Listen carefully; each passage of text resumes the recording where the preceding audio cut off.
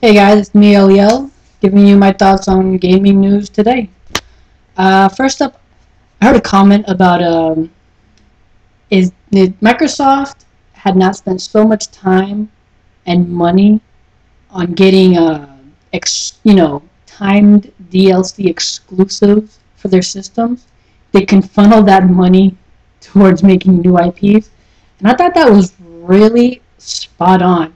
Because if I think back on E3, a lot of the stuff they showed was games that were multi-platform, but they were getting timed exclusives, and it just really brought it home that man, they really had nothing to show at E3. All they really have are these timed exclusives, and these timed exclusives, I don't know why third publishers are really going for it. You're really isolating a section of your, a part of your uh, fan base by ignoring your PC and your PS3 users by doing this timed exclusives. You're making them wait, and that frustrates them. There's some DLC that I've been dying to get, but I wasn't, at the time. I have no money at the moment, so I can't really get it. So if there's people like me that, they want to get that DLC day one, but they can't because it's out on another system first, it's really inconvenient for us. And I just find it really weird. And I think whoever, I can't remember where I heard the comment from. I think it was a podcast, but I'm not sure. But whoever was that said that comment, they really had it spot on. Microsoft needs to stop funneling money into these timed exclusive DLCs and start making new IPs because besides Halo and Gears and Forza, I really don't see nothing in their future, and they really need to step up their game. Because PlayStation, out of all the systems, they really have the most exclusives, and that's really not a good thing for Microsoft. Another thing I want to talk about is I've been hearing a lot of comments on gaming critics. They've been really down on BioWare for caving into player demands about making these new endings, and they're saying that it sets a dangerous precedence for other companies to what's to stop gamers from picketing and making other gaming companies change their endings as well.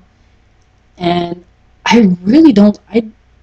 I think the critics themselves are making a bigger deal out of this than it should be. Yes, that a lot of gamers complained, and yes, BioWare did I think personally, I thought it was a pretty cool thing they did to, uh, you know, change the endings. I mean, I understand the critics, their point of view that where's the how can artistic integrity be held if they're willing to change it on a dime, and it's just I don't know. I see their point, but at the same time, I think they're going way overboard. I don't think it's such a dangerous precedent because, well, first of all, changing the ending to anything is not really something new. Movies have done it. For example, Blade Runner. Blade Runner had how many edits of that movie done? I don't know. Again, Sherlock Holmes, the novels, the books, he was originally killed off, but by popular demand, he brought him back to life. And games themselves, like Fallout 3, the original ending to Fallout 3 closed the game off, and they had to have DLC that changed the ending and opened the game back up for players to be able to go back in and run around after the ending. So I don't really think it sets a dangerous precedent, and I think the critics themselves, are blowing it out of proportion.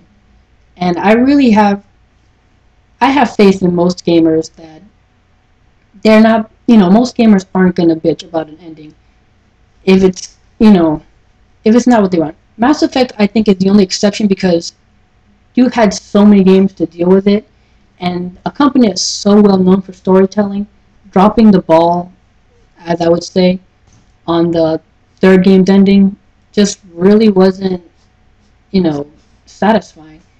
And they're really the only exception I would give it to. There's really no other game that I would ask for an ending to change. For example, Skyrim. The ending of that game is, from what I've seen. Remember, I have not finished that game, but from what I've seen, it's kind of anticlimactic. It finishes off just like another quest. There's no big payoff.